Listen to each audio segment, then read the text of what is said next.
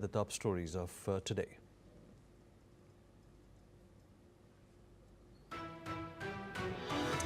Israeli Prime Minister Benjamin Netanyahu delivered a defiant speech at the UN General Assembly highlighting Israel's operations against Iran and Hamas. He criticized global leaders and media while reaffirming his stance against the two-state solution. Meanwhile, US President Donald Trump announces that he will block Israel's West Bank annexation plans, declaring it is not going to happen. He also signals progress on Gaza deal and hints at a possible peace agreement. Well, Iran and Russia have signed a $25 billion agreement to build 4 new nuclear power plants in southern Iran. The deal comes as sweeping UN sanctions on Iran are expected to return, raising global concerns over nuclear proliferation. Russian President Vladimir Putin meets IAEA chief Rafael Grossi in Moscow to discuss nuclear energy, non-proliferation and safety. Grossi expresses gratitude for the support, highlighting ongoing efforts in nuclear security and global cooperation on energy challenges. Former FBI Director James Comey denies criminal charges, claiming innocence after indictment for false statements and obstruction. President Trump celebrates his indictment, calling Comey one of the worst and urges further action against other critics. President Trump announces 100% tariff on branded and patented pharma imports starting from the 1st of October 2025. New duties also target kitchen cabinets, furniture and heavy trucks as part of latest trade move aimed at boosting domestic manufacturing. Well, China has urged the United States to ensure open, fair and non-discriminatory treatment for TikTok and other Chinese firms. The statement follows President Trump's executive order backing a proposed deal for a US version of the popular video app. Well, the Philippines has evacuated hundreds of thousands as severe tropical storm Bualoy lashes the country, killing at least 4 in the Bicol region. The storm brings powerful winds and heavy rain just weeks after Super Typhoon Ragasa's devastation.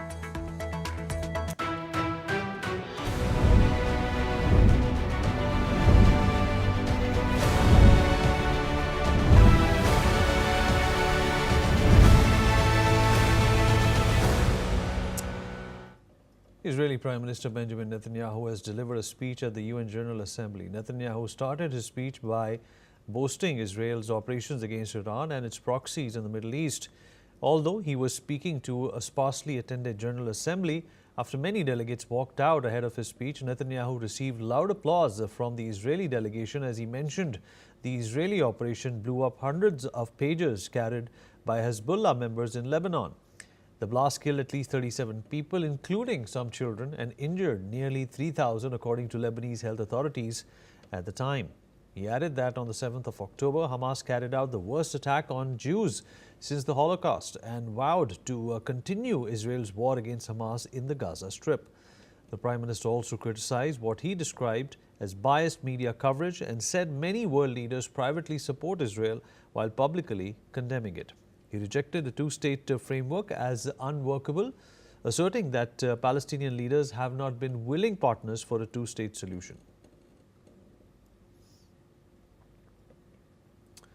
Thomas, my colleague, is joining us at this point in time. Thomas is in New York and he's been covering the UNGA.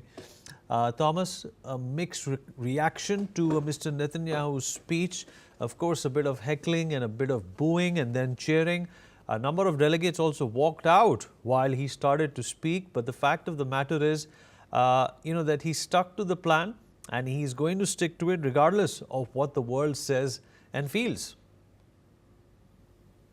Okay, thank you, Vinny. We are currently here in just outside the United Nations. I hope you can hear me.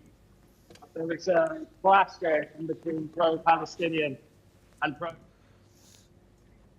All right, there seems to be a problem with Tom's connection. We're going to try and circle back with him on what he has to add, but those are visuals coming in of a number of delegates walking out of the UNGA as soon as Mr. Netanyahu stepped on the podium. In fact, he's been met with such a reaction multiple times on international forums. The United Nations, of course, has condemned a number of actions that Israel has taken against Palestine.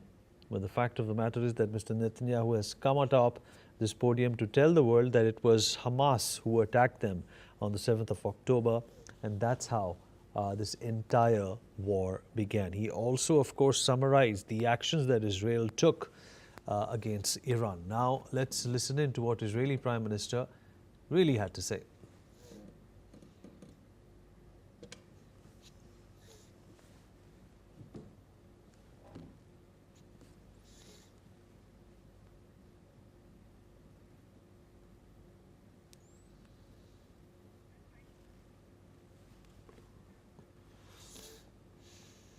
Now I want to ask you a simple question, a simple, logical question.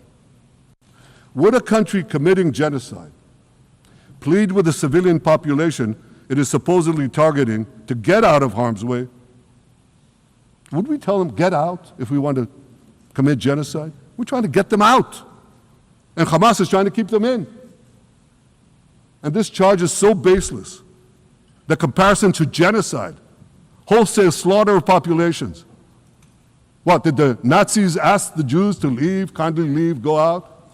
Did others, you want me to name all the genocidal leaders of history? Just go one by one. Did anyone do this? Did they say, get out so we can come in? Of course not. So the truth has been turned on its head. The leaders who recognize the Palestinian state this week sent to the Palestinians, it's a very clear message. Murdering Jews pays off. Tom, my colleague, is back with us. Tom, of course, Benjamin Netanyahu with some strong words over there.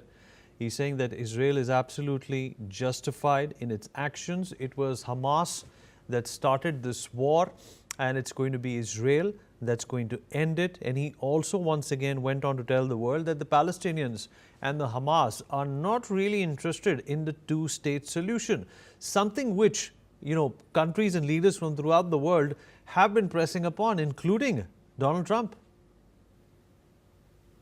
Well, yes, indeed, Philippe. Of course, we heard some aggressive words there from Benjamin Netanyahu. Extreme international criticism over his actions inside the Gaza city, and of course his ongoing Gaza city assault in the enclave, killing 73 people according to the Gaza Health Agency just in the past 24 hours. We're currently just outside of the United Nations, if you can hear me, where this conversation is spilling out onto the streets. We have pro-Palestinian protesters just here, and just down the street from us, we have anti-Chinese who have yet to speak today, and of course, pro-Israeli protesters. We have some clashes going on, but we have some people here joining us to quickly speak.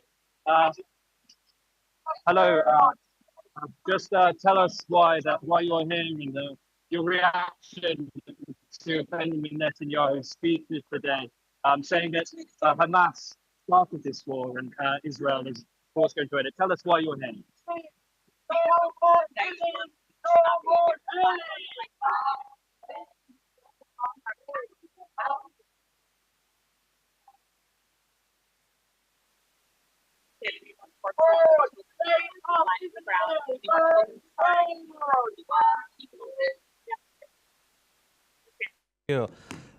Connection issue, Tom, with your line. We're going to come back to you, but at this point in time, Ross Feingold, political analyst, is joining us from Taipei. Ross, thank you for joining us. Well, Benjamin Netanyahu had some strong words, but there were stronger reactions in the assembly within the hall as well. Well, when a number of people decided to walk out, there was booing, there was heckling, there was interruption as well when Mr. Netanyahu was talking. But then again, there was cheering also that happened when he finished his speech. But of course, that was from the Israeli delegation. What do you make of the sentiment in this room? There is precedent for this kind of walkout or cheering at United Nations General Assembly speeches. So I frankly wouldn't read too much into that, given the precedent. But more importantly, I think Netanyahu made the points that one would expect an Israeli leader to make at the time, that Israel is at war with Hamas, a terrorist organization. So most of his remarks really are not a surprise, given Netanyahu's own long history in international diplomacy and speaking to foreign media or speaking when he visits other countries, most notably the United States. So there was nothing really new in what he said, whether that's with regard to Hamas or with regard to the Palestinian Authority in the West Bank, with regard to Lebanon, or with regard to Iran. And he was very consistent with his previous positions. I'd also add that there's another reality that we should keep in mind, which is people walking out or heckling him or the other events on the sidelines of the General Assembly meeting this week, the recognition of Palestine by a number of countries, none of that will change Netanyahu's policy or strategy with regard to defeating Hamas. Ross, there is also a pushback from Donald Trump. He's saying he's not going to allow Israel to annex, any part of either West Bank or Gaza. Is that a setback for Israel? Not really, because we have to think about what that statement by President Trump really means in practice. The priority for the Netanyahu-led coalition at the moment in the West Bank is to expand settlements. And Netanyahu's coalition has made announcements about that recently, and the Trump administration didn't oppose that. So we see what the pathway here is. Netanyahu and his government could say, we're expanding settlements, we're going to allow a natural expansion of existing settlements. That could be so many thousands of more housing units and supporting structures like schools and medical facilities. And the Trump administration doesn't look likely to oppose that.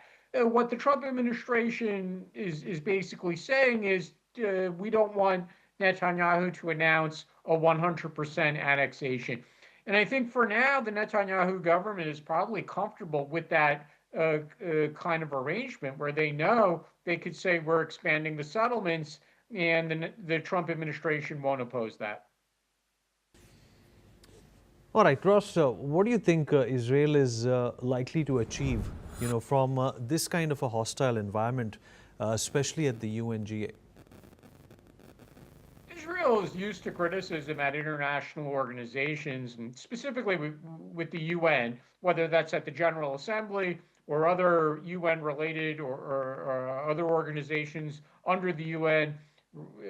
They've criticized Israel for decades, whether it's about human rights in the West Bank or earlier in Gaza when Israel occupied Gaza or other issues. So Israel is very used to that, but they still go through the motions. Israel still does what it has to do. So the prime minister shows up at the UN General Assembly and he makes a very fiery speech, but he knows that the majority of UN members are still going to criticize Israel, and that's just the reality. But again, as I said earlier, none of that's going to change the most pressing, the most immediate issue for the Netanyahu government, which is to defeat Hamas in Gaza. Ross, appreciate you joining us. Thank you. All right, in London, UK Prime Minister Keir Starmer has urged world leaders to build what he called even deeper solidarity in response to what he describes as the most dangerous and insecure period in decades. Speaking at the Global Progressive Action Summit, Starmer stressed that renewal and unity must remain at the heart of social democratic politics. He called for alliances built on shared values, insisting that democratic nations must not be cowed by tyranny. The gathering brought together centre-left leaders from around the world, with the Starmer positioning the UK as a key voice in a coalition of nations seeking security and opportunity through partnership. Let's listen in to what Starmer had to say. We focus on the countries we can become through renewal, national renewal. Now, that's not a new argument for social democrats. but it is the beating heart of our politics, the nation state, harnessing the potential of the whole country, providing security and opportunity for working people, together squaring up to the challenges of a world that is frankly more dangerous, less secure than many of us have known in our lifetimes. We have to respond to that, not by turning inward, but with even deeper solidarity, alliances and partnerships built upon common values, the coalition of the willing, strong not just because of the depth of our shared beliefs, but because we recognise that the security and safety of the people that we serve depends on our relationships, our willingness to stand up together across our different political traditions and not be cowed by tyranny. Well, and UK Prime Minister Keir Starmer has also announced a new digital ID system to curb illegal migration. Speaking at the Global Progress Action Summit in London, he said, "You will not be able to work in the United Kingdom if you do not have digital ID." The government confirmed that all employees will be required to hold a digital identity document, and it's a part of efforts to reduce illegal employment and counter the rise of Reform UK. He said that the new free-of-charge digital ID will be mandatory for employment by the end of this Parliament. Let's listen to what he said. And that is why today I am announcing this government will make a new free-of-charge digital ID mandatory for the right to work by the end of this Parliament. Let me spell that out. You will not be able to work in the United Kingdom if you do not have digital ID. It's as simple as that. Because decent, pragmatic, fair-minded people, they want us to tackle the issues that they see around them. All right, Mr. Starmer has also met with his Canadian counterpart, Mark Carney, in London during a bilateral meeting on the sidelines of the 2025 Global Progress Action Summit. The summit comes at a time of increased tensions over immigration in Britain and the rise in popularity of Nigel Farage's populist Reform UK party. As per reports, the two are set to discuss trade and have noted openness to future expansion of the comprehensive and progressive agreement for Trans-Pacific partnerships. Starmer has also said that they will be discussing Ukraine and the Middle East, while Carney has said that he saluted the British Prime Minister's leadership. During the meeting, Starmer and Carney also swapped their nation's rugby shirts ahead of the Women's Rugby World Cup final between Canada and England on the 27th of September. Let's listen in to what they had to say. Your leadership here in Ukraine, in the coalition of willing, in the Middle East, more broadly in this next phase of multilateralism. And it's essential, and I look forward to the chance to go into detail.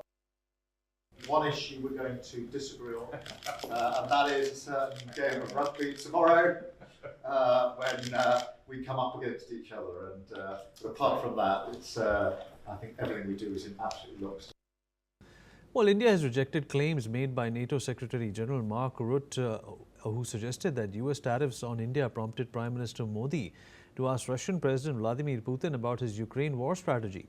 The Ministry of External Affairs called Rutte's statement factually incorrect and entirely baseless. Let's listen to what India's Ministry of External Affairs had to say.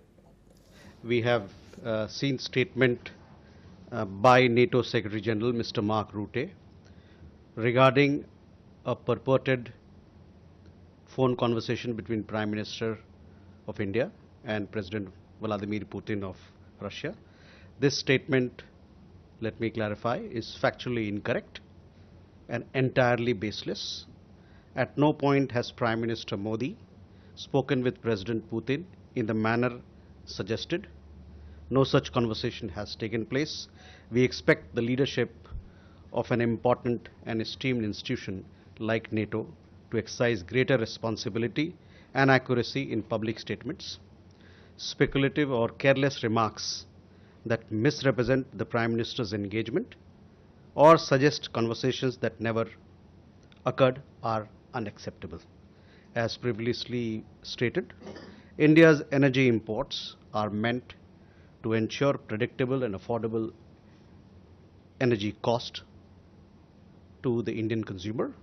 India will continue taking all necessary measures to safeguard its national interests and economic security.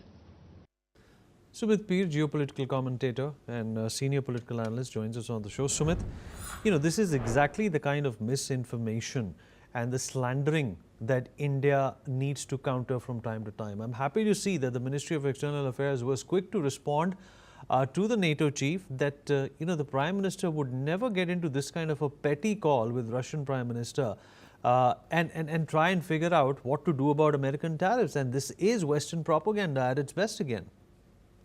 Vinny, thank you for having me on your show. You're absolutely right. Look, when I looked through the video, it's looked like General Root was trying to imitate Trump. Is there a new style of mockery which Trump has invented? Is there a new kind of IPR or a patent which must be given to him? Because everybody seems to be copying Trump, and everybody seems to be getting in this state of perpetual hallucination where they imagine things, where they then they get a voice to their ears and they are able to mimic it and they are able to talk it. I mean, he said, Modi getting on a phone track with Putin, say, Putin, what is your strategy? We're being tariffed. How the hell does General Root know about this? And even if it happened, how do you exactly know? What are you trying to mimic? What are you trying to say? That means it is an figment of imagination. You are realizing your tariffs are failing. You are imagining that your tariffs are good for nothing. And you are imagining because of all this, you are left high and dry. That is why you are getting desperate and you are trying to pull these stunts. That is how I look at it.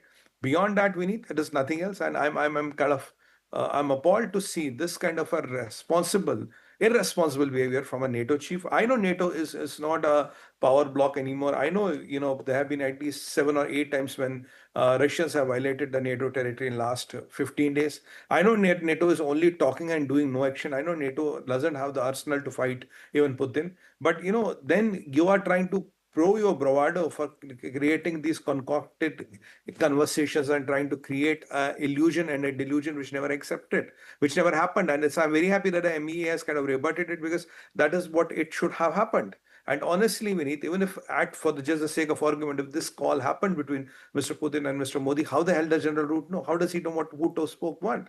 And it is that Trump's perpetual state of lying where he says, oh, I called this Indian, I say, oh, there's no going to be trade. And I told them, call me in morning. And they called me back, hey, say, Mr. President, we have the deal. They call me in 5 hours. Well, no such conversation happens. Are these people trying to be the cheerleaders of Trump? Are they trying to race each other who can get better marks with the Trump? Are they just trying to give Trump a face and keep their jobs? Is this what NATO is about? Is this what is left of NATO? Is this what a General Root, kind of a 4-star general or 5-star general, is this what he should be behaving and doing it? When they are asked that tough question, what are you doing vis-a-vis military? We need yesterday, Alaskan zone was violated by Russians. They sent Tu-95s, they sent those few other aircrafts into the Alaskan air defense zone. And what did America do? They literally did nothing. They flew a few and F-16s and nothing. Before that, Baltic Sea. Before that, Estonia. Putin violated Estonia. The planes MiG-31s, 3 armed MiG-31s were there for 12 minutes, 100 kilometers deep into Estonia. What did NATO do? Nothing. Before that, Copenhagen. Before that, Poland.